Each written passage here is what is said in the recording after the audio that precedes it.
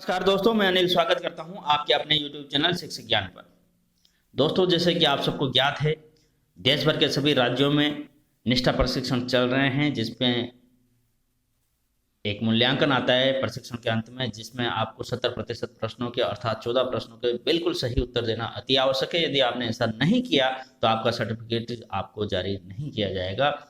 इसी कड़ी में दोस्तों FLN 05 विद्या प्रवेश एवं बाल वाटिका की समझ, जो कि एलिमेंट्री शिक्षा के शिक्षकों, चाहे वो L1 हो चाहे L2 हो या संस्था प्रधान हो, उन सब के लिए यह प्रशिक्षण मैं लेकर आया हूं। इस प्रशिक्षण के सभी प्रश्नोत्तरी के मैं उत्तर आपको यहां पर दूंगा। तो दोस्तों, वीडियो प्रारंभ करें इसके पहले आप सबसे मेरा निवेदन है, यदि आपने अभी तक हमारे चैनल को सब्सक्राइब नहीं किया है तो इसे आज ही सब्सक्राइब करें, और हाँ, नोटिफिकेशन के जो घंटे का बटन है उसे जरूर दबाएं, ताकि जब भी मैं शिक्षा विभाग से संबंधित कोई भी सूचना लेकर कोई वीडियो बनाऊं तो उसका सबसे पहले नोटिफिकेशन आपको प्राप्त हो। तो चलो बिना किसी देरी के चलते हैं दीक्षा ऐप की ओर। दीक्षा ऐप पर आप अपने कोर्स को किस प्रकार ढूंढें, आपके अपने राज्य के कोर्स को कैसे ढूंढें, इसके लिए मैंने एक अलग से वीडियो बना रखा है, जो डिस्क्रिप्शन बॉक्स में मैं डाल दूंगा, उसको अवश्य देख लें यदि आपको कोर्स आसानी से नहीं मिलते हैं। तो मैं यहाँ पर एक अति महत्वपूर्ण चीज़ और दोस्तों आपको बताना चाहता हूँ। जब भी प्रशिक्षण होते हैं तो हमारे शिक्षक साथी कई बार चूक जाते हैं 25 तारीख से पहले उसको ज्वाइन करना। ये देखें दोस्तों, यहाँ पर लास्ट डेट टू ज्वाइन लिखी हुई है, ये 25 दिसंबर है, अर्थात 25 दिसंबर के पहले यदि आप इसको यहाँ से ज्वाइन कर लेते हैं तो फिर आपको यहाँ पर अंतिम डेट मिलती है 31 दिसंबर 2021। अर्थात जब आप 25 दिसंबर से पहले इसको कोर्स को ज्वाइन कर लेते हो तो 25 के बाद भी आप 26, 27, 28, 29, 30, 31 को कोर्स को कर सकते हैं। परंतु यदि 25 तारीख के पहले आप ज्वाइन नहीं करते हैं तो फिर 26 तारीख को आपको ये कोर्स ओपन नहीं मिलेगा, अर्थात इसको आप ओपन नहीं कर सकेंगे, प्रशिक्षण को प्राप्त नहीं कर सकेंगे। तो दोस्तों 25 तारीख के पहले ही इसको ज्वाइन अवश्य करें ताकि आपकी ट्रेनिंग पूरी हो सके। तो दोस्तों मैं इसको ज्वाइन करूंगा और ज्वाइन करने के बाद ट्रेनिंग लूंगा, उसके बाद सीधा मूल्यांकन में जाकर आपको प्रश्नोत्तरी को उत्तर मैं बताता हूं। तब तक वीडियो को करते हैं पॉज।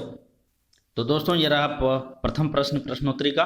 विद्या प्रवेश एवं बाल वाटिका में दिए गए सतत मूल्यांकन से शिक्षकों को किस प्रकार सहायता मिलेगी? तो इसका सही उत्तर है सीखने सिखाने से जुड़ी रणनीतियों, खेल की सामग्रियों, गतिविधि के क्षेत्रों आदि को अपनाने एवं उसे सुधारने में। ये इसका सही उत्तर है दोस्तों। चलते हैं अगले प्रश्न की ओर।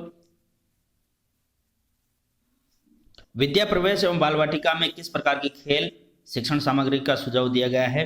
तो इसके लिए दोस्तों इसका सही उत्तर है देश में निर्मित स्थानीय लागत, कम लागत की अथवा शून्य लागत की सामग्री। तो दोस्तों अगले प्रश्न की ओर चलें, इसके पहले मैं आपको बता दूं कि इस प्रश्नोत्तरी में 20 क्वेश्चन होते हैं। 20 क्वेश्चन में से यदि आप प्रथम चांस में 14 क्वेश्चन के सही उत्तर नहीं देते हैं तो आपको दूसरा चांस दिया जाता है, फिर तीसरा चांस दिया जाता है। इस प्रकार से 3 चांस दिए जाते हैं आपके 14 प्रश्नों को सही उत्तर देने के लिए। यदि आप तीनों प्रश्नोत्तरियों में तीनों चांस में सही उत्तर नहीं देते हैं तो आपका सर्टिफिकेट जारी नहीं किया जाता है। दोस्तों यहाँ मैं आपको ये भी बता दूं कि जो ये प्रश्नोत्तरी के 3 चरण हैं, तीनों चरण में क्वेश्चंस अलग अलग हो सकते हैं। अलग अलग होने के साथ इनके जो विकल्प हैं वो भी ऊपर नीचे आ सकते हैं। जिस प्रकार से यहाँ पर इसका सही उत्तर दूसरे नंबर पर तो हो सकता है ये अगले चरण में दूसरे के स्थान पर तीसरे, चौथे या पहले पे आए। तो इनके क्रम बदलते रहते हैं, विकल्प बदलते रहते हैं। तो दोस्तों आप इसको प्रश्नोत्तरी को करने के लिए मैं यहाँ पर तीनों चरणों के प्रश्न उत्तर आपको यहाँ पर बताऊंगा, और जो क्वेश्चन रिपीट होंगे उनको मैं आपको नहीं बताऊंगा, ताकि आपका समय व्यर्थ खराब ना हो, कम समय का वीडियो बने। तो आप प्रश्न और उत्तर एक कॉपी में लिख लें और उनको आप प्रश्नोत्तरी करते वक्त काम में लें। तो चलें दोस्तों, अब चलते हैं अगले प्रश्न की ओर। शैक्षणिक शिक्षण में पारगमन गतिविधियों का उद्देश्य होता है? तो इसका सही उत्तर है दोस्तों बच्चों को एक गतिविधि से दूसरी गतिविधि तक ले जाने में सहायता करना। चलते हैं अगले प्रश्न की ओर। पूर्व प्राथमिक स्तर 3 के लिए निर्धारित आयु क्या है? तो इसके लिए दोस्तों निर्धारित आयु है 5+। नेक्स्ट, बच्चों को वर्कशीट कब दी जानी चाहिए? तो बच्चों को वर्कशीट तब दी जानी चाहिए जब बच्चे द्वारा ठोस वस्तुओं या खिलौने एवं खेल आधारित गतिविधियों का पर्याप्त आनंद लेने से पहले नहीं आनंद उठा चुके हों। ये वाला, जब बच्चे ठोस वस्तुओं या खिलौने एवं खेल आधारित गतिविधियों का भरपूर आनंद उठा चुके हों तो उसके बाद उनको वर्कशीट दी जा सकती है। चलते हैं अगले प्रश्न की ओर। बाल वाटिका कार्यक्रम स्कूलिंग के किस स्तर के बच्चों के लिए निर्मित है? तो पूर्व प्राथमिक स्तर 3 के बच्चों के लिए। नेक्स्ट, राष्ट्रीय शिक्षा नीति 2020 के अनुसार शिक्षण के न्यून स्तर से उत्पन्न संकट किन 2 पहलुओं को रेखांकित करता है? तो इसका सही उत्तर है बुनियादी साक्षरता और संख्या ज्ञान। नेक्स्ट, मुक्त खेल अर्थात फ्री प्ले क्या है? तो दोस्तों मुक्त खेल है बच्चे द्वारा की गई गतिविधि। नेक्स्ट, पोर्टफोलियो से क्या तात्पर्य है? प्रत्येक बच्चे द्वारा किए जाने वाले कार्यों का संकलन। नेक्स्ट, मानव जीवन के किस चरण में मस्तिष्क का विकास तीव्रता के साथ होता है? तो दोस्तों इसका सही उत्तर है प्रारंभिक बाल्यावस्था, अर्ली चाइल्डहुड। नेक्स्ट प्रश्न की ओर चलते हैं। राष्ट्रीय शिक्षा नीति 2020 में स्कूली शिक्षा के किस स्तर पर चरण में बच्चों के बीच शिक्षण के न्यूनतम स्तर का उल्लेख है? तो यह है दोस्तों प्राथमिक। चलते हैं अगले प्रश्न की ओर। राष्ट्रीय शिक्षा नीति 2020 में दी गई बुनियादी अवस्था में शामिल आयु वर्ग है? तो यह है दोस्तों 3 से 8 वर्ष। नेक्स्ट, विद्या प्रवेश एवं बाल वाटिका कार्यक्रम के अंतर्गत गतिविधियों तथा वर्कशीट अथवा सीखने सिखाने से जुड़े अनुभवों का विकास किया जाना चाहिए तीनों विकासात्मक लक्ष्यों के इर्द गिर्द। नेक्स्ट, विद्या प्रवेश एवं बाल वाटिका कार्यक्रम के अंतर्गत कितने विकासात्मक लक्ष्यों को पूरा समावेश किया गया है? तो इसका सही उत्तर है दोस्तों 3 विकासात्मक लक्ष्य। चलते हैं अगले प्रश्न की ओर। विद्या प्रवेश कार्यक्रम के क्रियान्वयन की अवधि है 12 सप्ताह। चलते हैं अगले प्रश्न की ओर। विकासात्मक लक्ष्य 1 के अंतर्गत आने वाले कौशल एवं अवधारणाएं कौन सी है? स्वयं के प्रति जागरूकता, सामाजिक रूप से वांछनीय व्यवहार, स्वास्थ्य, पोषण, स्वच्छता, स्वयं की सुरक्षा एवं गत्यात्मक कौशल। चलते हैं अगले प्रश्न की ओर। विद्या प्रवेश एवं बाल वाटिका कार्यक्रम का मूल उद्देश्य क्या है? तो यह रहा दोस्तों इसका सही उत्तर प्राथमिक कक्षाओं में बच्चों का व्यवधान रहित शिक्षण सुनिश्चित करना। चलते हैं अगले प्रश्न की ओर। राष्ट्रीय शिक्षा नीति 2020 इस बात का समर्थन करती है कि बच्चों की शिक्षा पूर्व प्राथमिक स्तर से लेकर प्राथमिक कक्षाओं तक जारी रहनी चाहिए। नेक्स्ट, ध्वन्यात्मक जागरूकता का सही उदाहरण क्या है? तुकांत शब्दों की पहचान करना इसका सही उत्तर है। चलते हैं अगले प्रश्न की ओर। राष्ट्रीय शिक्षा नीति 2020 शुरुआती कक्षाओं में बच्चों को किस प्रकार के क्रियाकलाप के अवसर दिए जाने की बात करती है? तो यह करती है सृजनात्मक, जिज्ञासात्मक, आयु एवं विकास के अनुरूप। चलते हैं अगले प्रश्न की ओर।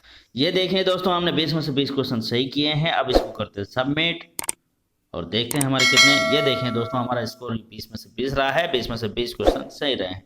यह प्रथम चरण हमने पूरा कर लिया है, इसमें से 20 में से 20 क्वेश्चन हमारे रहे हैं। दूसरे और तीसरे चरण के जो क्वेश्चन आते हैं वो भी मैं आपको अब बताने जा रहा हूँ। जो रिपीट क्वेश्चन होंगे वो मैं आपको नहीं दिखाऊंगा दोस्तों। तो चलते हैं इसको करते हैं रीडू। विद्या प्रवेश एवं बाल वाटिका कार्यक्रम केंद्रित है कौशलों एवं अवधारणाओं के विकास पर। चलते हैं अगले प्रश्न की। बच्चों के विकास का मूल्यांकन करने एवं उसका रिकॉर्ड रखने के लिए मूल्यांकन संबंधी कार्य योजना के कितने सत्रों के बारे में सुझाया गया है? 3 सत्रों के बारे में। चलते हैं अगले प्रश्न की ओर। गतिविधियों में संतुलन का सही उदाहरण है शिक्षक द्वारा आरंभ की गई एवं बच्चे द्वारा आरंभ की गई गतिविधियां। चलते हैं अगले प्रश्न की ओर। निम्नलिखित में से कौन सी गतिविधि दी गई साप्ताहिक कार्य योजना के अनुसार दैनिक दिनचर्या गतिविधियों में शामिल है? तो इसका सही उत्तर है दोस्तों परस्पर अभिवादन एवं मिलना, सर्किल टाइम और निर्बाध संप्रेषण। चलते हैं अगले प्रश्न की ओर। बच्चों की एक से अधिक मातृभाषा घर की भाषा होने की स्थिति में शिक्षक से क्या करने की अपेक्षा की जाती है? छात्रों को कक्षा में अधिक से अधिक भाषाओं को अभिव्यक्ति के माध्यम के रूप में उपयोग किए जाने की स्वतंत्रता देनी चाहिए। नेक्स्ट, साप्ताहिक कार्य योजना से क्या तात्पर्य है? एक सप्ताह में कार्यान्वित की जाने वाली गतिविधियों की दिन वार योजना।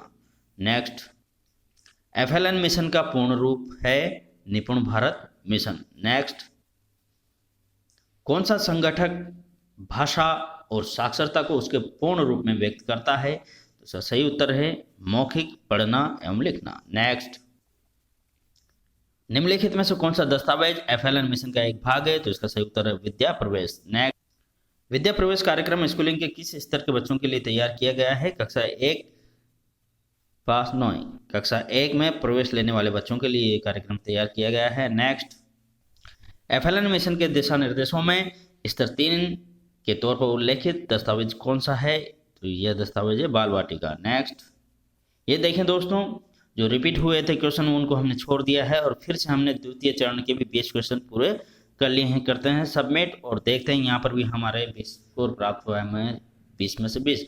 अब तृतीय चरण की और हम चलेंगे। तो दोस्तों आप अगले तीसरे चरण के क्वेश्चन भी देखें, क्योंकि जरूरी नहीं है कि हमने 2 चरणों के जो प्रश्न आपको बताएं वही आपको अपने मूल्यांकन में मिले। तो चलें आप चलते हैं तृतीय चरण की ओर, करते हैं रीडू। जैसे ही रीडू करते हैं तो ये हमें चेतावनी देता है this is the last remaining attempt, तो हम इसको कंटिन्यू करते हैं। ये हम आ गए हैं नेक्स्ट और लास्ट चरण की ओर। विद्या प्रवेश एवं बाल वाटिका में मूल्यांकन की किस प्रक्रिया के बारे में बताया गया है? तो यह है नियमित, निरंतर, सतत एवं बहुआयामी। नेक्स्ट, DIY से क्या तात्पर्य है? तो इसका अर्थ है डू इट योरसेल्फ, अर्थात स्वयं करें। नेक्स्ट, विद्या प्रवेश कार्यक्रम स्कूलिंग के किस स्तर के बच्चों के लिए तैयार किया गया है? तो ये तैयार किया गया है कक्षा 1 में प्रवेश लेने वाले बच्चों के लिए, ये पहले भी आ चुका है। नेक्स्ट, बच्चों को निर्देश किस भाषा में दिए जाना चाहिए? मातृभाषा अथवा ज्यादातर बच्चे जिस भाषा विषय से परिचित हों। नेक्स्ट, बाल वाटिका कार्यक्रम के क्रियान्वयन की अवधि है 1 वर्ष। नेक्स्ट, ये देखिए दोस्तों, यहाँ भी हमने तीसरे चरण के सभी प्रश्न कर लिए हैं। रिपीट होने वाले क्वेश्चन हमने कोशिश की गई है कि आपको नहीं दिखाए जाएं। अब करते हैं सबमिट करने पर फिर से हमारा 20 में से 20 स्कोर आया है। तो दोस्तों इस प्रकार से हमने तीनों चरण कर दिए हैं और लगभग सभी प्रश्न आपको बता दिए हैं, और हम आशा करते हैं कि आपके पूरे में से पूरे नंबर आएंगे। यदि आपको वीडियो अच्छा लगा हो, उपयोगी लगा हो, तो वीडियो को लाइक करें, एक अच्छा सा कमेंट करें, और हाँ दोस्तों सभी अपने अन्य साथियों में भी इसे शेयर करें ताकि उनको भी इसका लाभ मिल सके। और हाँ, हमारे वीडियो को सब्सक्राइब अवश्य करें और नोटिफिकेशन बटन को अवश्य क्लिक करें। धन्यवाद दोस्तों।